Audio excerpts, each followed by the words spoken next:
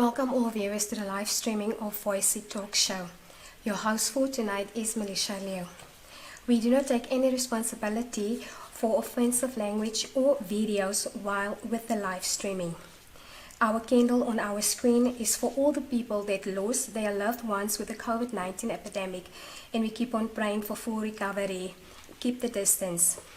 Our talk show that will be broadcast in English and in Afrikaans is a show for any person, organization to voice their opinion in the Free State and around the world. The platform is to share information and knowledge. The viewers are also welcome to interact and ask relevant questions. Our topic for tonight is alcohol and drug abuse. Our guest speaker for tonight is Director Gert Creer from Sanca Aurora Centrum in Bloemfontein. Welcome, sir. Before we start, we're going to read a short bio of Gert himself. Gert Creer is the director of the Aurora Alcohol and Drug Center, Sanca in Bloemfontein. He started working at the center in November 1996 and has almost 35 years experience in the field of substance use disorder. Before his appointment at the center, he worked as a social worker at the Department of Health and Welfare in Grahamstown. He obtained an MSc degree in social work during 1990 and has attended numerous training courses during his career. Gert served on a number of platforms to further the aims and objectives of SUD treatment and prevention in the Free State in the country. He is currently the chairperson of the Free State Provincial Substance Abuse Forum. He used to serve on the Free State Consultative Forum for Welfare Organization in various capacity, was the staff representative at the Sanca National Management Board, chairperson of the Sanca Human Resource Portfolio, member of the Sanca Training Portfolio, and served as a member of the Central Drug Authority from 2013 until 2020. During his term of office, he was involved in the renovation of the Aurora Adult Treatment Center in 1992 and the establishment of a youth treatment center in 2010. The SUD field of service has seen major developments over the past 35 years, which included the content of treatment programs, the standardization of service, medical fund payments, and a host of new developments which contributed to a more effective and efficient service. Gert will be retiring at the end of September 2021, but believes that there are more than enough people that are willing and capable to take up the challenge of training, prevention, and treatment of substance use disorder. We're going to have a slideshow of Gert.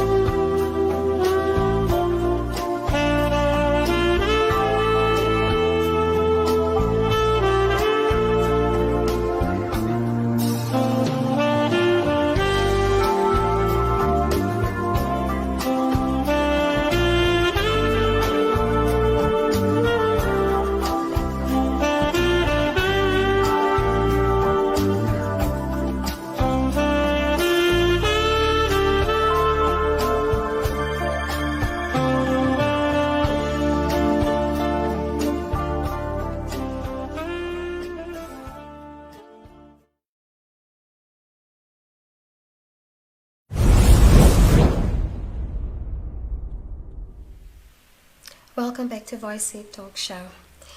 We're going to have another video. We're going to look at the building of the Aurora Center in Bloemfontein.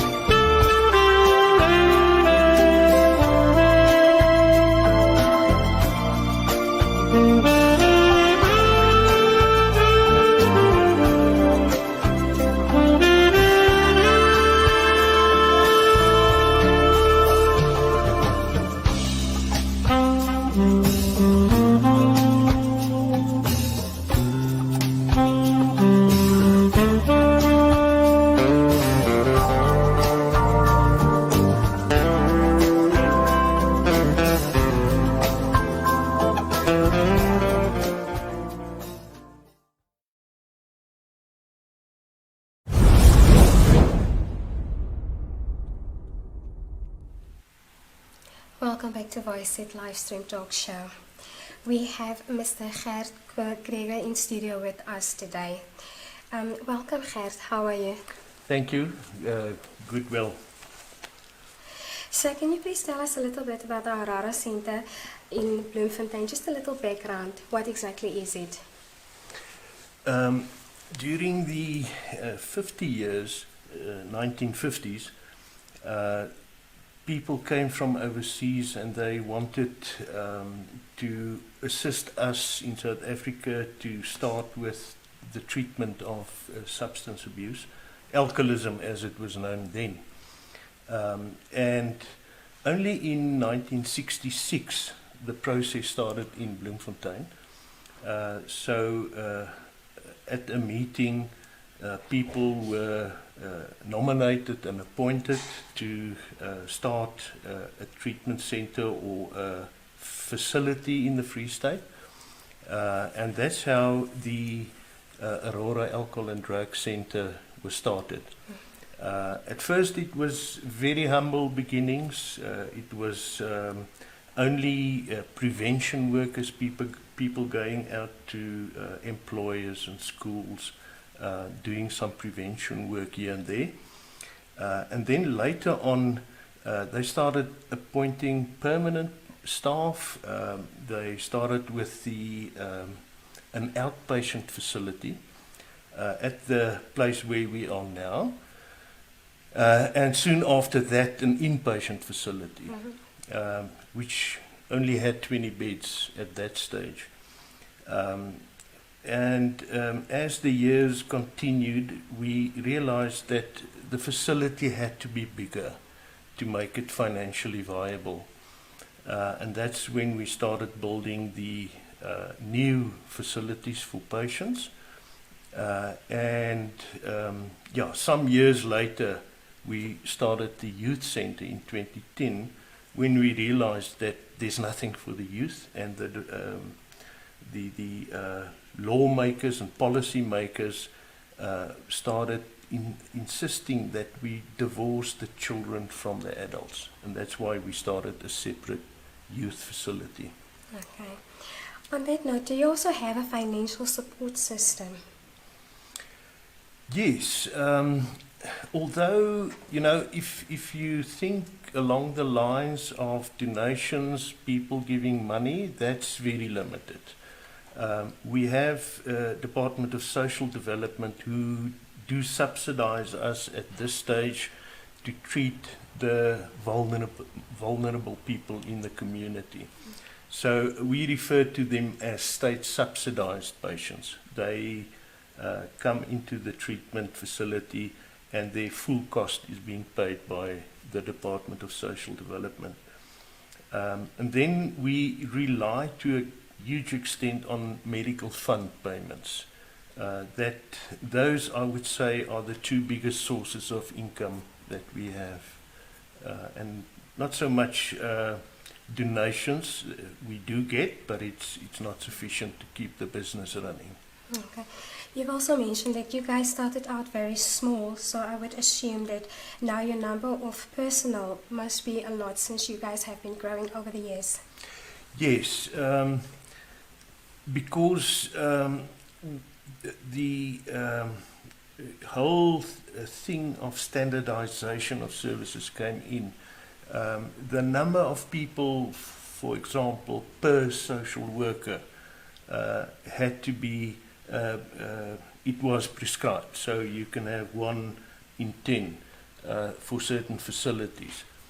Later on, or let me just go back and say, if you run a 24-hour service, you need at least 4 professional nurses. So, yes, our staff complement much bigger than it used to be, than in the olden days. All in all, we have 30 staff members working at the Aurora Center. That's actually quite nice. It's enough hands to assist. Yeah. Okay. Yeah. Your max actually of patients at a time, and now with COVID, I'm assuming the number that you take in, it's not like before COVID-19, and now with COVID-19, everything has changed. So I'm assuming that you cannot do as you did before. No. You're quite right. Our facility before COVID could accommodate 42 people in the adult center and 10 in the youth center. When COVID came, we had to reduce that number to only 2 people per bed. It used to be 3, now it's only 2. So it made a significant impact on our income, number of patients, etc. It played a huge role. It's actually quite sad because now when you can only take in 2 out of 3 people, what happens to that one person? Yeah, that's a good question. What happens now is that, especially with your state-subsidized patients, where we have quite a huge demand for beds, they are just they just have to wait until a bed becomes available. For them. Yeah. But then also, how do you choose? If it's 3 of them coming in, then you have to choose 2 out of the 3. How do you choose which one needs the bed more than the other one? Yeah, I think there's more. We receive an application. We assess the application, and then we reserve a bed for a specific applicant for Friday. And then as they come in, I reserve the beds, so they must just wait until the beds are available. Yeah. Okay then. How much do you pay for the recovery course if one were to go into your center? It is in the vicinity for a 21-day treatment program. It's about 28,000 rand. And I know it sounds like a lot of money. It is. It doesn't sound like that. It is a lot of money. But you have to take into consideration that there are a professional team working there. We talk about social workers, we talk about professional nurses, psychologists, reverends. So these people aren't cheap people, they're expensive. So the expenditure on staff is our biggest component. It's more than 80% of all our income goes to the payment of salaries. The balance is for food and reparations and things like that. I would assume it's a lot of money. So how does the payment work on such? Because I'm assuming it's not everyone that has 23,000 lying around cash. So is there a method of payment, maybe in a couple of, because this is only 21 days, right? So do I get to pay over 3 months, or do I have 24 days, 21 days? Melissa, we used to do that, and we lost tremendous sums of money, and management reached a point where they said we cannot do that unless you pay the full amount on admission. It just became too expensive. But luckily now with medical funds, we submit the claim and we get the full amount.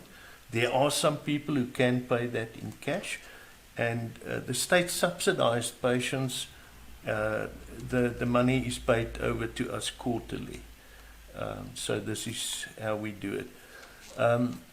If a patient doesn't have money, then we either recommend a state-subsidized treatment, or we have a small fund where we can assist certain patients from. Okay, so when you have a small amount to assist certain patients, I'm assuming that would be patients that are in dire need of your assistance. Also, what I would like to know from you, you say 21 days. What if the 21 days is not enough for one to recover? Yeah, Melissa, they say longer is better. And I think we have learned over years that the longer you can stay away from drugs, the longer you can stay in treatment, it is more beneficial. But if you look at our society we live in, people are working Employers can't afford to send somebody for 3 months, which is a more ideal period, I would say. We remain at the 21 days. It has been extended a little bit to 24 days to make provision for a detoxification period. So this, I think, will become standard in future. Okay, so after the 21 days, when you send someone home, obviously the person is not fully recovered, but he or she is very much on their way to recovery. Do you guys check up on the person? I also heard you mention work, so I understand the work process as well if the person is working, so obviously that person cannot take off so much time. Yeah. Do you guys then check up on the person? Do you have maybe a social worker going to the house and make sure that this person is following the rules and regulations of keeping away from these substances that cause them to relapse so that they won't have to relapse again? Do you guys reach out to them after the 21 days, or when they leave, then that's it? Melissa, I wish we could, but it's almost impossible. The staff that we have there is just enough to do the work that we need to do the treatment. We rely to a great extent on the sources of referral. Remember, our patients come from all over the country. It can be Gauteng, it can be the Northern Cape, Free State. So it's often employers who refer people, and they have social workers in service, and we send them back to those social workers. We do offer them the opportunity of training so that they know what to look for and what to do. But we ourselves can't really do that. From time to time we will have a survey to see how people are doing, or we will have every second year a reunion where the patients can come to and share, but I'm afraid that's what we can do at this stage. Okay, but that's nice if you have a reunion. At least the person can come in and you guys can see how the person is actually doing without you guys. What drives people to do alcohol and drugs in the first place? It's a big question. Melissa, there are a host of reasons why people can get into drugs. And I don't think we will have time to cover all of these, but it can be a hereditary factor where I inherited how shall I put it, the gene to use alcohol or drugs. We often see this, that it's running in families. It can be traumatic events in somebody's lives. It can be socializing, where I'm constantly in the presence of people using drugs, and they eventually, or alcohol, where they eventually convince me to join.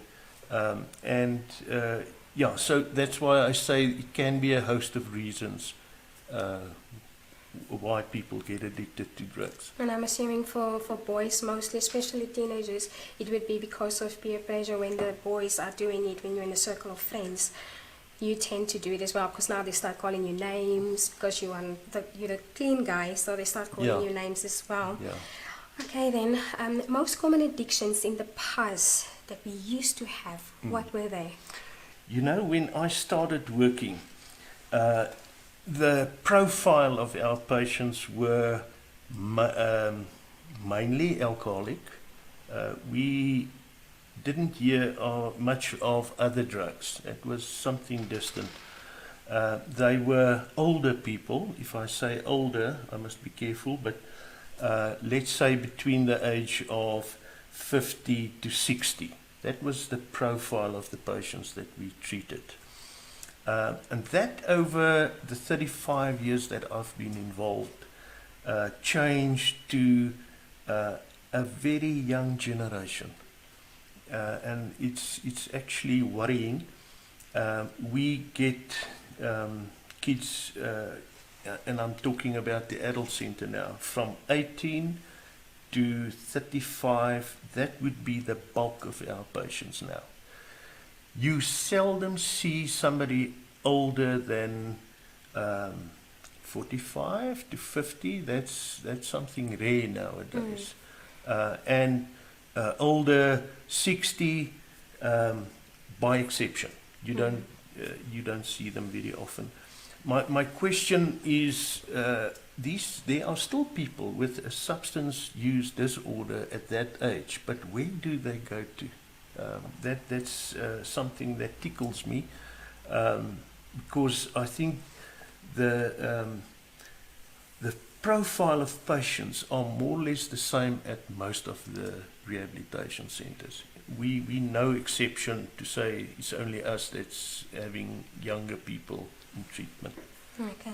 So in the past it used to be alcohol, and then the age group used to be 50 to 60, but obviously that now has changed. It's now more the younger ones than the older ones. One can only imagine that for someone who is 15, 60 years old to abuse alcohol on such a level at that age, it's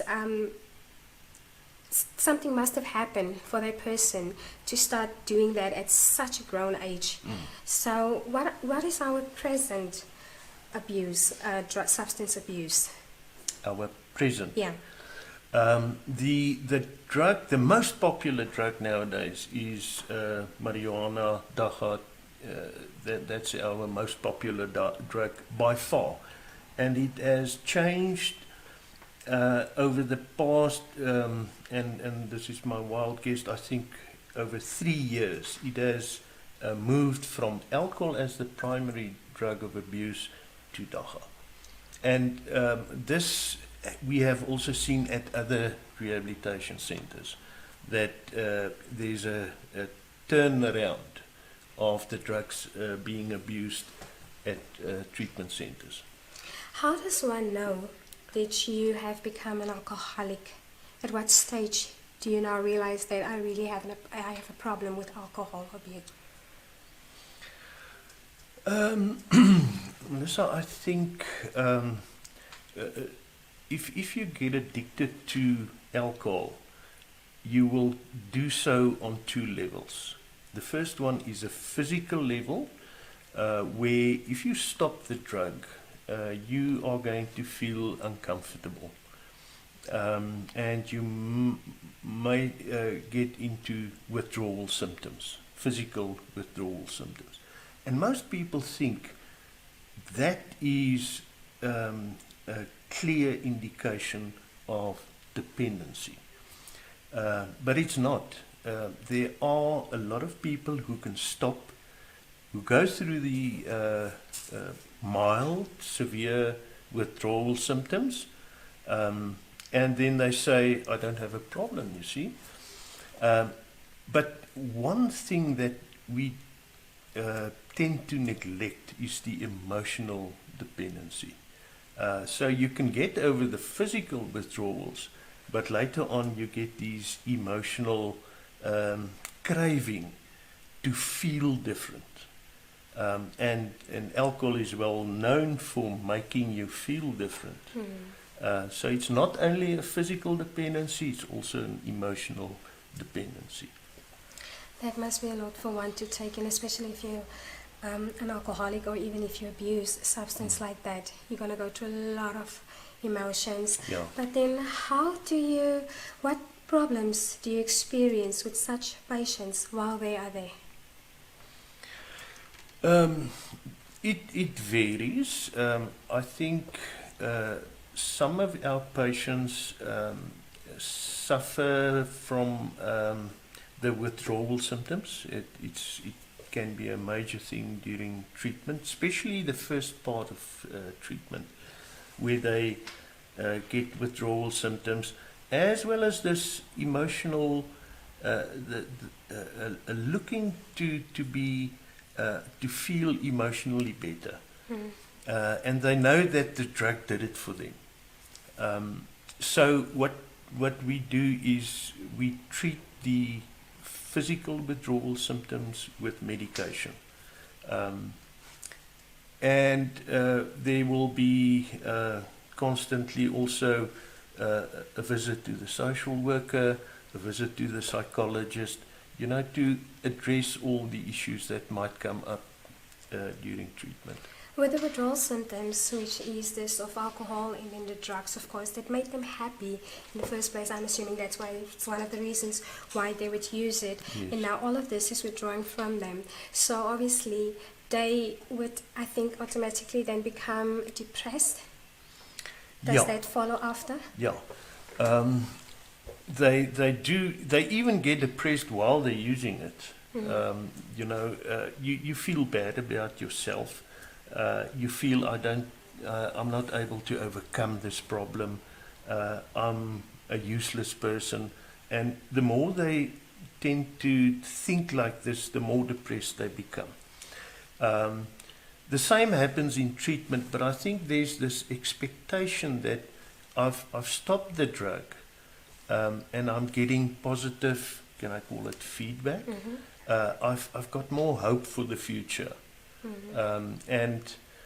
We have to treat patients for depression, not all of them, but a lot of patients do get medication for depression while they're there, which has to be monitored as they go on. Can be for a long period. I do want to mention that we tend to think, and I was one of them, that you only have an alcohol problem or only have a drug problem. But we have learned over years that, with research and so on, that there's often a co-occurring condition.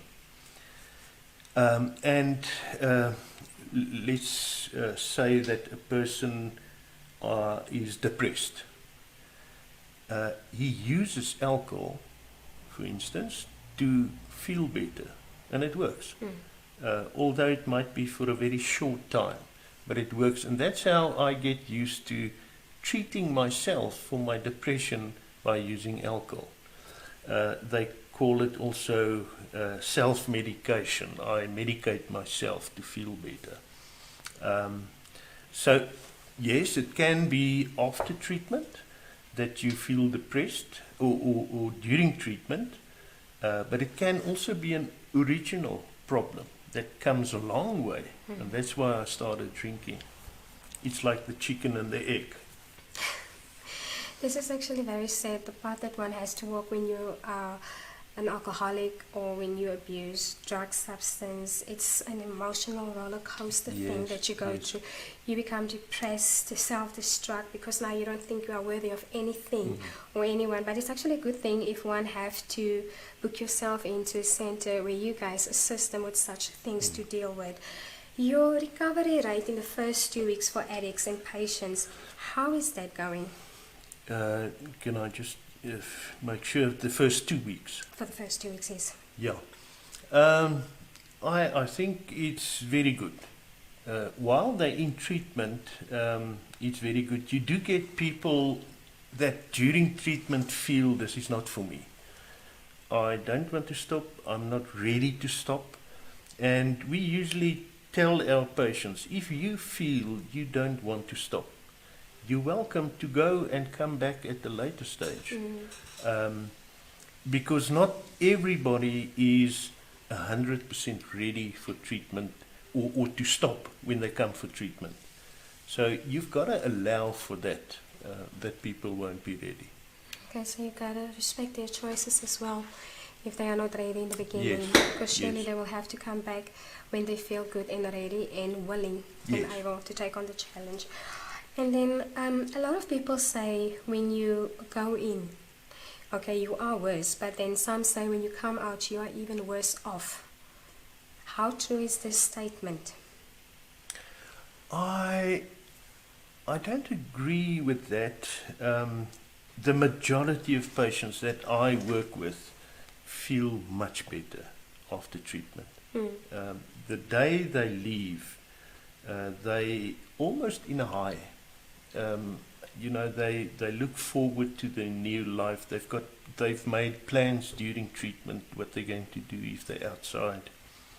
So I won't say they're worse off. Possibly when they relapse, they may feel that, you know, I've tried so hard, I've done everything that I could, and look at me now. I've relapsed, and this whole thing starts all over. So I think when that happens, they can be worse off. Okay, so this is basically for the first 2 weeks of a patient going in, and then obviously the patient, him or herself, would not be sure if this is working for him, and then obviously the recovering time, it's obviously not within 2 weeks. So how long is the recovery time for one that goes in for such treatments to come back and say, I am okay now? It's a lifelong process. You can never say I've reached the top. You have to work on yourself for your life. If some people do say, and I've heard this the other day on a TV program, where the person said, I know I will never drink again. That's her conviction, and I respect that. But for most of us, it's a lifelong process. You've got to work sobriety. You've got to attend support groups. You know, you must be aware that I cannot go back to how it was. There are certain things that I'm not allowed to do. There are certain places that I must avoid. Certain people that I must avoid. Certain drinks I must avoid as Yeah, well. yeah. Okay, then we're going to take a short break and listen to a song by Brooks Hill. But in the meanwhile, you guys can send us in some of your questions that you have for us regarding alcohol and abuse, substance abuse.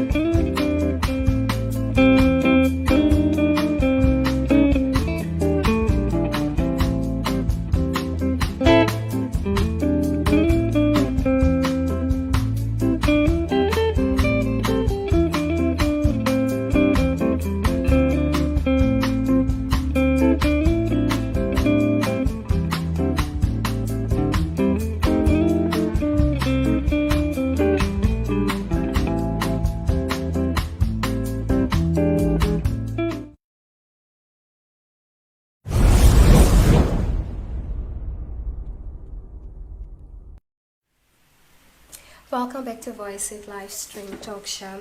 We have one question from Greg Werner. He would like to know, substance abuse cannot be cured, but it can be arrested. So I'm assuming what he would like to know is that can it be arrested? Because it Yes. cannot be cured.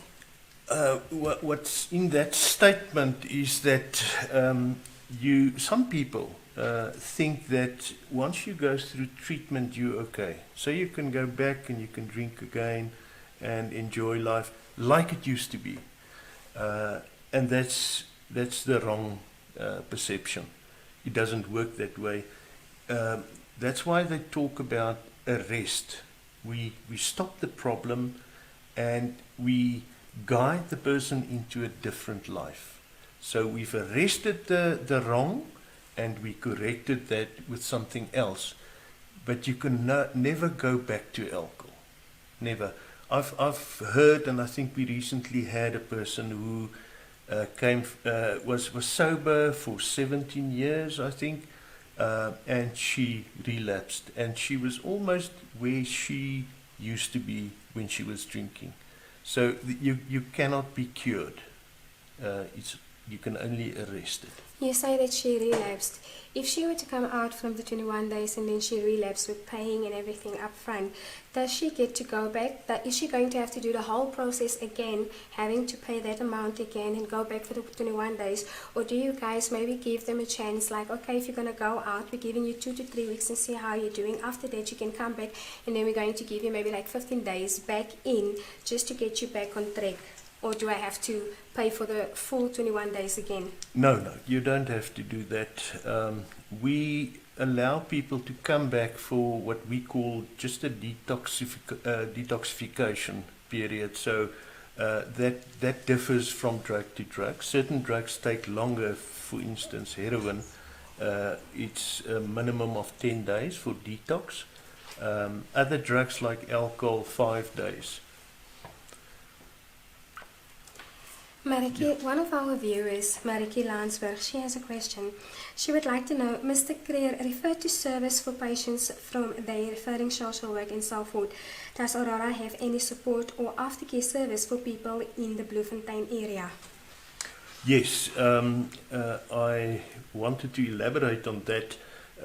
When patients leave our centre, I mentioned that the employers or the referral agents usually have people available to assist their people, but we also have support groups available. A number of them, we try and provide that in different languages, English, Sesotho, Afrikaans. So people meet at these support groups. They discuss their problem, and it makes them stronger over years. We have one more last question from Greg Berner. What is the recovery rate of discharged clients and how do you measure it? Are there outpatient programs and support groups like NA and AA available? The success rate, I would say, tongue in the cheek, 100% when they leave the centre. And as time goes by, it becomes poorer. I think it must be said that we are dealing with a relapsing disease. So you will always have relapses. And you have to prepare for that and make provision for that. So success rate, it will be very good at first, and as time goes by, it will drop, and it can drop as low as 5%. It depends on the type of drugs that you use. Alcohol are usually the drug with the best outcome for treatment. And they say that's in the vicinity of 40%. That's your success rate. But you've got to be prepared for that. Even if you treat patients, they must be aware that a relapse is a very real thing. You've got to make provision for that. What are you going to do if it happens? What will your sources be? Make use of your support groups. So it's not a thing of 100% success rate. There are very few facilities that can offer a 100% success rate. Even if you look at things like diabetes, hypertension, we all have our relapses, suffering from these diseases. Yes, indeed, we do. We all do have such. Before we continue with any other questions, we're going to look at a video of an alcoholic that has recovered.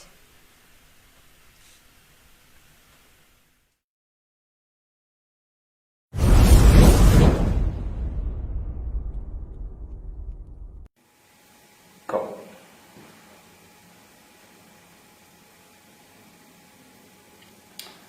Hi, I'm a recovering alcoholic. I'm not ashamed to show my face.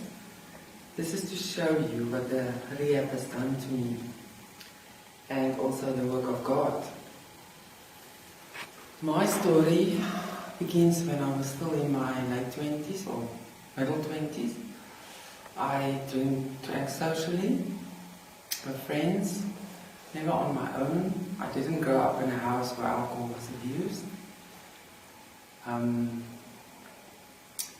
I started drinking excessively with a guy that I was in a relationship with, and it got worse because of what he did to me, and in the end I was a full-blown alcoholic. I had to admit that I had a problem. That's the first thing about alcoholism. You have to admit that you have a problem. Otherwise you can't be helped, or you don't want to go for help. So when I admitted it, it was easier. I went for detox at Aurora here in Bloemfontein, a wonderful rehab with wonderful people working in it. The detox helped for a while, but in the end I had to go for my 3 weeks program. Wonderful classes, life skills that you learn a lot to cope outside when you are discharged. Anyway, the full program helped for a while, but then I was misled by a friend of mine and I started drinking again. So I went back on my old route, and after 10 years of addiction, I came to a point where I just thought, no, I'm sick and tired of myself. My family was sick and tired of me. So I stopped going to support groups, which is Alcoholics Anonymous, Narcotics Anonymous, a psychologist, a psychiatrist, and I didn't have law problems or anything. I just had to work on myself. With the grace of God, I managed to stop completely and abstain from alcohol or any mood-altering substances for 10 years, for 11 years. Then, after that time, I was again in a toxic relationship, and that put me on an emotional spiral, and I relapsed again for 6 months. I couldn't believe that I was back on my old route. I tried to stop 2-3 weeks, and then I was just drinking again. And you never stop by the first drink. You decided, I'm going to only drink for 1 day and then stop. But the next morning, you just want alcohol. You just want to drink again. So, a friend of mine helped me because he saw in what state I was. And he was actually shocked. And he was calling around and eventually got me a place in Aurora. He booked the place, he paid everything for me, and I came. The first few days in Aurora was very bad.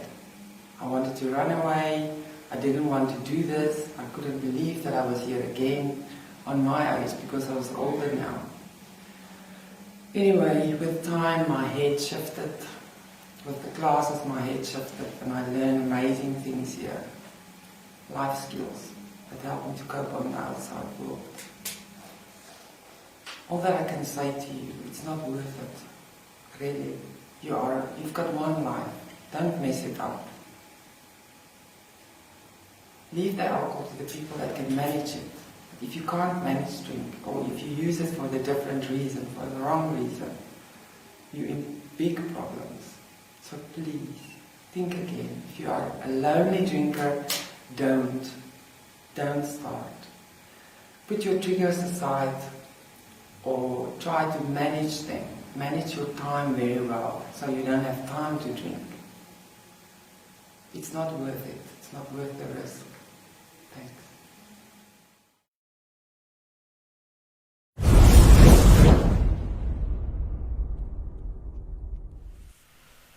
Welcome back to Voice It Talk Show. We've seen a video of a lady that has told us a story about her using substance abuse. All of this because of relationships. Now we know that relationships can be very heartbreaking at some time, and sometimes it can lead to a lot of things. In this case, it has led this lady to misuse substance. So we've asked previously, what other factors are there that can lead one to use such relationships? Are they one of them? Yes, definitely. I think her experience was a traumatic experience in her life.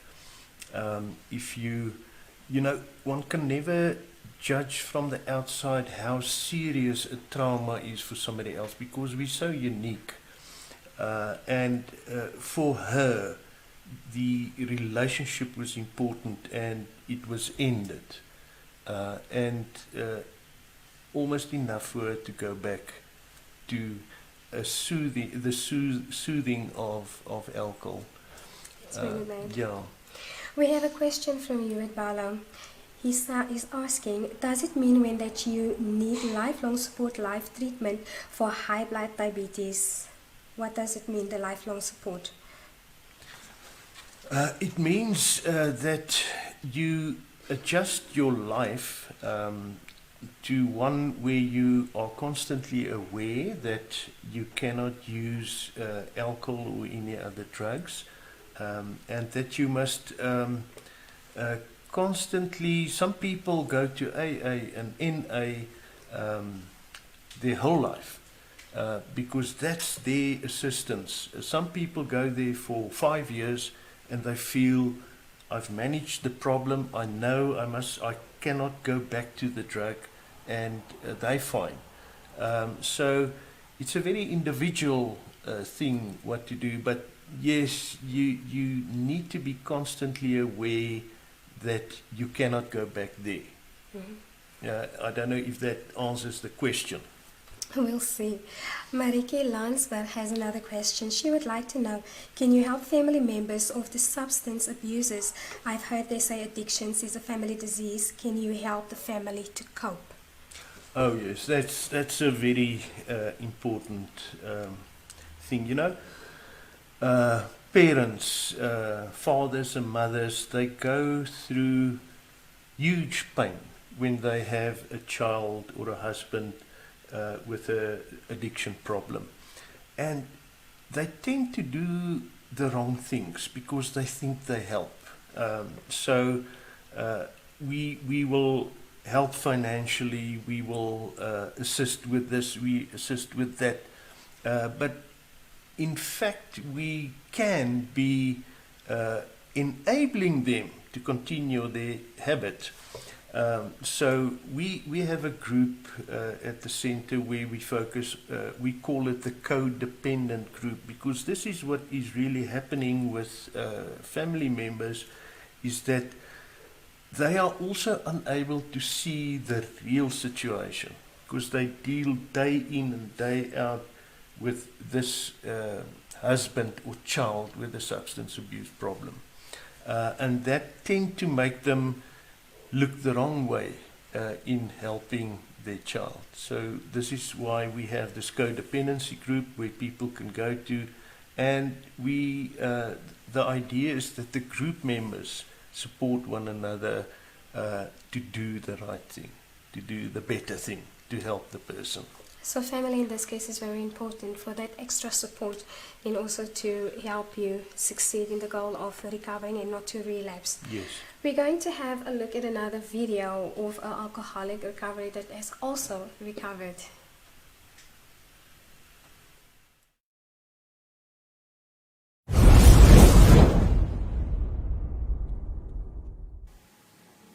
Hi, good day. I don't hope you guys mind.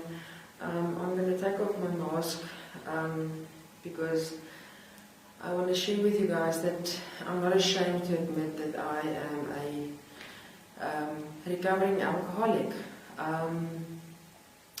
I was diagnosed with major depression disorder and PTSD at the age of 14. This changed my life drastically. We went through family trauma that just caused a lot of pain. I was thrown into the adult world at a very early age. My dad went to prison, and then my parents got divorced, so I was left here on my own. So my problem started with peer pressure, social drinking with friends and so on. But for them, it might have been a stage. For me, it was a problem because I had issues, major issues. I started to drink in every situation that got too much of me, that took too much from me. I tried to cope with reality through alcohol. I didn't want to face my emotions. And this carried on from my childhood through my 20s to my early 30s. I used my choice of liquor was the cheap ones. I just drank what I got: red wine, cheap beer. Suddenly it didn't get was enough, so I switched over to a hard liquor. Just drank it clean, didn't mind. And so this carried on for a while. I went through a big disappointment in a relationship, and I think that just brought some more fuel on the fire. Afterwards, I just isolated myself, and that's the biggest mistake one can make. You just start drinking and you don't care about anyone else. You neglect your family, your friends, your pets, yourself, self-care.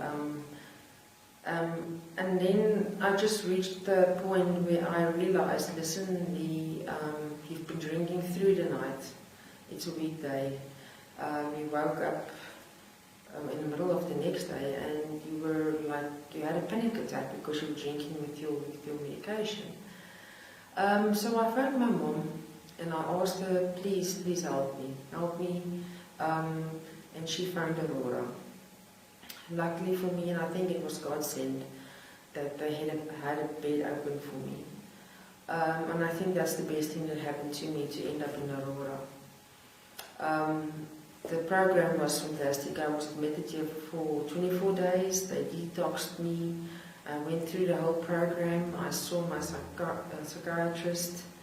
And all the social workers here were very helpful. I just want to warn you guys, or just ask you guys, please don't be scared to admit that you have a problem. There's a lot of help out there. Just do some research. There's a lot of phone numbers you can phone. Aurora is one of them.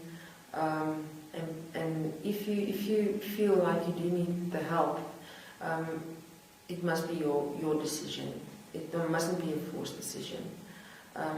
Reach out to them. They are here to help you. And I must tell you now, today I am sober for 728 days, and I'm proud of that. Even though I had a relapse, it's not about the relapse, it's about the resilience and bounce back. And as soon as you can address the relapse and stand up again, then you will be safe. Just never give up. And then just always know, with God's help, anything is possible. And I've got a Bible verse that really means a lot to me. And it says that I can do all things through Christ that strengthens me. And that is my motivation every day when I'm faced with cravings, triggers, and anything that might cause me to be discouraged. And I want to thank everyone at Aurora, and thank you for this opportunity to share my story.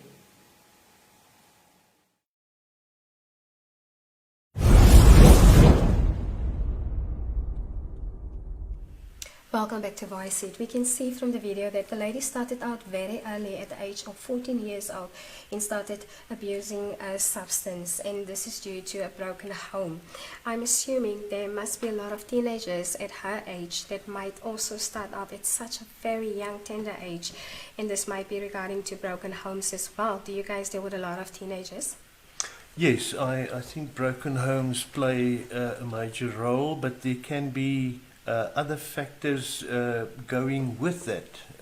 For instance, I think this lady referred to a co-occurring condition that she had with a broken home. You know, you feel so prone. You're so available almost for the negative peer group that you can become addicted then. And she started out with something so simple, which was wine, Yeah. and then it started elevating to something more serious. Yeah. Also, we would like to know, if your child is using dacha and marijuana, how does a parent stop a child from using that before they continue going on to the more dangerous stuff? Yeah, they refer to dacha as a gateway drug. Other people say nicotine is a gateway drug. But the question is, if you start with a gateway drug, then you're almost available for the next level of drugs. So we must try and nip it in the bud where we can, as soon as possible. So it is. I think it starts with the right example about giving information to our children. A lot of kids nowadays say it has been legalized, but my question is then, why do we see such a huge increase in dacha treatment patients? There's quite a lot of them, so it means that we're dealing with a drug, a habit-forming drug, and you never know what's going to happen to you if you choose to use it. So yes, example, information, emotional comfort in the home as far as you can give that, and then pray a lot. Prayers do help indeed. We're moving on to drugs.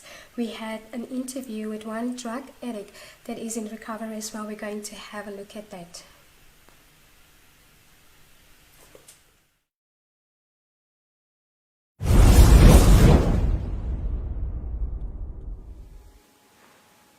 Good day, people, children, everyone outside there. I'm addicted to drugs, was addicted. I started on 28 years. I relapsed. On 30 years, I started again. And I seek for help from people that couldn't help me. I came to Aurora. I found help here. And also, drugs, guys, youth, it can take over your life. So you can start selling your wife. You're going to sell everything inside your house just to feel that you feel comfortable using it, because it's nice that moment. But after all, everything, it's not need. It's no needed. It's no option. Please, guys, youth, especially the young guys outside there, I have learned my lesson. If you need help, come to Aurora. They will help you. And there is hope for you here. What type of drugs? I was using tech, guys. So please, text and dacha. Guys, I want especially the youth, younger guys, please, guys, stop using or don't use it.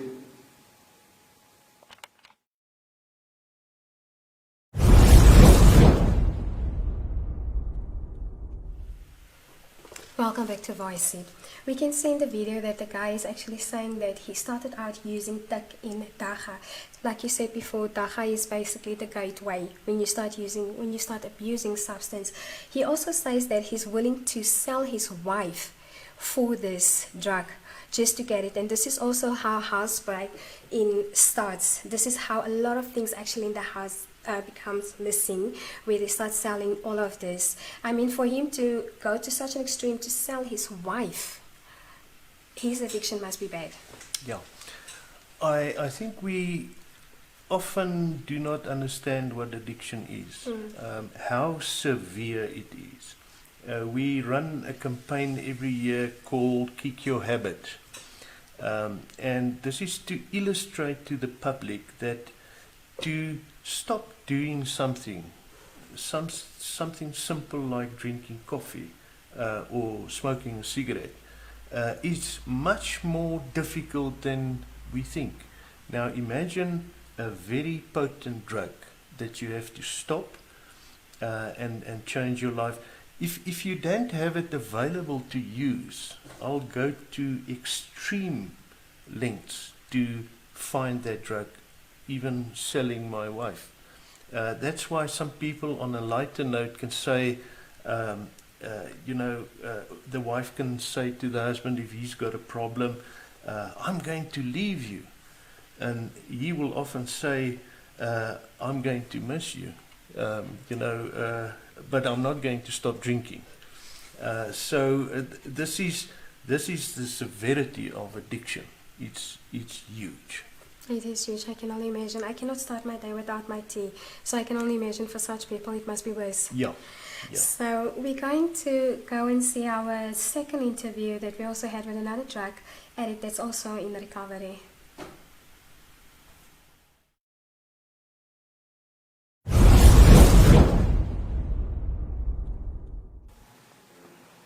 Okay, my story is like I started using drugs when I was in high school, and it was about in the early 2000s. So I will tell you that marijuana was a gateway drug for me to use more harsh substances, because we started using it as a fun thing. It was nice, it makes you laugh and all that, but that feeling goes away at some point. And you feel that it doesn't affect you the way it used to. So I started using other hard drugs like Mandrex, and the Mandrex wasn't giving me that feeling that I wanted anymore. And then I started using crack and cocaine. Now that drugs are expensive, as you can imagine. They affected me in such a way that I almost lost my family. I sold almost everything I had in my house, my laptops, my PlayStations, just to get access to the drugs. And if I look at the years going back, what have I achieved with the money that I've spent on drugs is certainly not worth it. So I tried to become sober and leave the drugs on my own. I would leave the drugs maybe for 2 days, 3 days, and I would have those withdrawal symptoms, and then I will go back. I tried leaving the drugs on my own, and I failed. It's then when I realized that now I need some professional help, some people that have experience in what I'm being affected by. So I decided to come here at Aurora, and now because I've been here I'm almost going to finish my program. I'm actually feeling very good, and I'm comfortable that I'll be able to face the outside world. My message to the youth is, do not even bother yourself with drugs. They are not worth it. They will just destroy your life and waste your time. Even your family members won't be proud of the person that you become. Because I can tell you that I've lost weight, I've lost a lot of things, I have stolen stuff from my family. So it creates a lot of conflict in the house. So what I can say to you is, don't even bother yourself and waste your time using drugs. Thank you.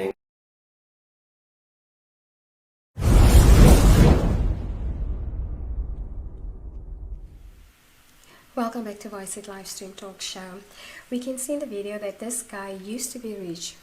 So it doesn't matter how rich you are, when you have an addiction, it's actually very, very bad, because after that you can lose everything because of an addiction.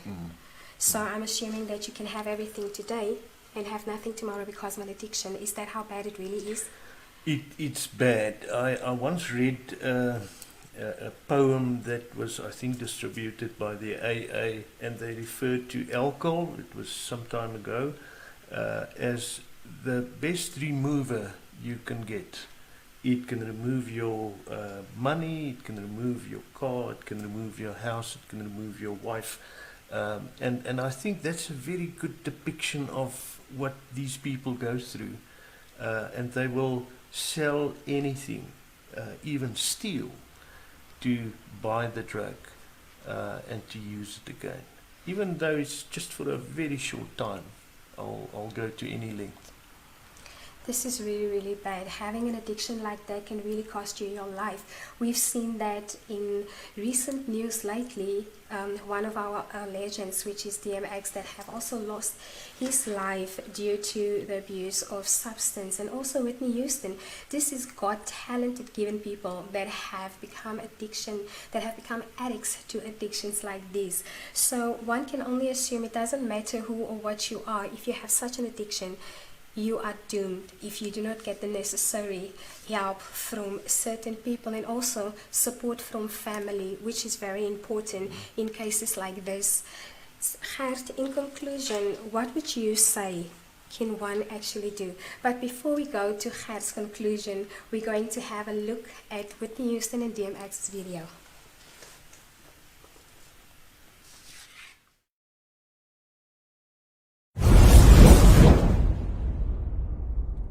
You all look like you're having a ball. Because this evening is about kids and music, I just have to do this next song. It's just a requirement. You know, it's all about love.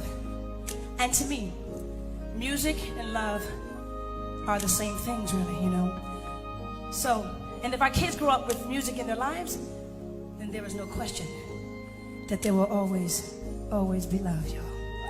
All right?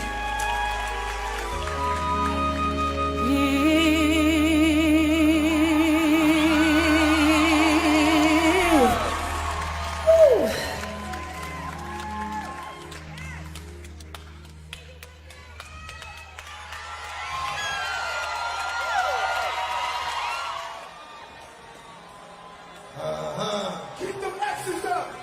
Keep it up! You see, to live is to suffer. But to survive, well, that's the prime meaning. Hey, yo, I'm slipping the party. Hey, yo, I'm slipping the party. Hey, yo, I'm slipping the party. Gotta get up, get back on my feet so I can tear shit up. Hey, yo, I'm slipping the party. Can't get up. Hey, yo, I'm slipping the party. Can't get up. Hey, yo, I'm slipping the party. Gotta get up, get back on my feet so I can tear shit up. I've been through bad.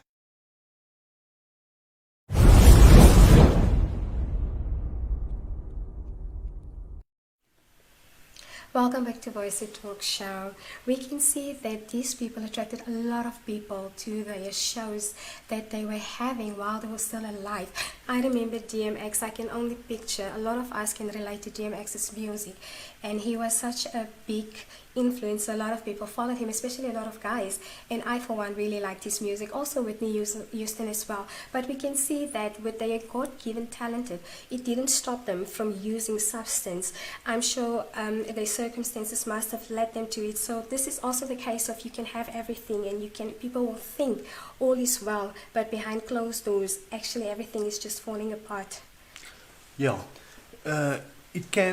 People can feel empty, you know, in spite of all this attention that I get. They often look for something deeper, deeper meaning in life, and I often think, is that the miss that they feel in life. Also when they commit suicide, it's possible that they have reached a point in their lives where they feel, I cannot fill this void in my life. I've tried drugs, it didn't work. I'm still depressed, so I'll take an overdose. That's one way of looking at it, or one possibility. The other possibility is, I'm enjoying the drug so much that I'm taking more than I'm supposed to take. I think that also happened to one of the well-known people. Taking more drugs than your body can actually handle, and then that causes death. For instance, if you take too much heroin, your heart will eventually stop. So yeah, it can be a severe depression, a void in life, but it can also be looking for that high, a better high than the previous one. One can also say that in one of his verses, this is DMX, he says that, I'm slipping, I can't get up. I'm assuming that he was referring to him using drugs where he would get out of it and then he would just relapse, and it would be a back and forth story. In conclusion, with everything that's happened tonight, what would you say can one actually do to avoid such? Avoid a relapse, or Avoid relapse, avoid getting addicted. Yeah. I think I've said earlier, avoid falling or getting into the habit of something. Avoid people that can take you there. Follow the examples in life, the people that can really lead you and show you. And even then, having said that, you don't have any guarantees. Life's not easy, no. But there are some pointers that we can follow to stay away. One should always follow these examples and see that using alcohol and drugs is not actually a way to solve any problem that you may have. But if you were to find yourself in such a state, it's better to get help and family to support you through this. On that note, we would say thank you so much, sir, for coming in and assist us and share your knowledge with us, also to make us aware of Aurora Center that's in Bloemfontein, that is willing and able to assist such people in dealing with such addictions, because it's really a hard time. So we need all the help that we can find that's going to assist us and help us. Our next speaker is going to be Roy Jenkelson, leader of the official opposition in the Free State DA spokesperson, and he will be on our show on the 5th of the 5th month, 2021. And 7 o'clock on The Voice 8, where you can find him, where he's going to be interviewed by our other presenter that's also good looking. So from our side, stay blessed and stay indoors. Till then, good night.